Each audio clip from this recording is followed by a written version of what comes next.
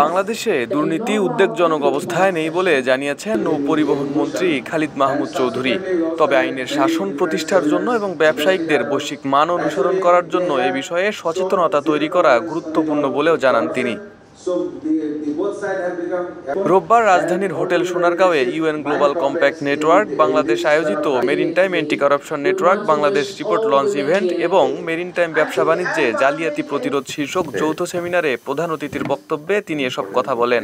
আমরা চাই এমন একটি সচেতনমূলক সমাজ ব্যবস্থা গড়ে উঠুক যেটা নিয়ে বাংলাদেশ যেভাবে ৭১ সালে গর্ব করেছিল, অহংকার করেছিল, সেই ধরনের অহংকার নিয়ে আমরা পৃথিবীতে মাথা উঁচু করে চলতে চাই। আমরা দুর্নীতির ব্যাপারে জিরো টলারেন্স নীতি আমরা অনুসরণ করি। আর এই বাংলাদেশের এই কারাপশনটা তো একদিনে তৈরি হয়নি। আমরা একটা বিরাট রক্তপাতের মধ্য দিয়ে, বিরাট ত্যাগের মধ্য দিয়ে আমরা দেশ স্বাধীন করেছিলাম।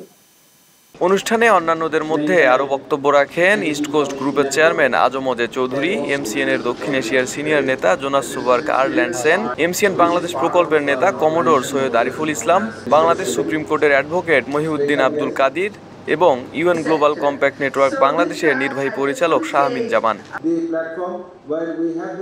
আরিফ হাসান, ঢাকা প্রকাশ।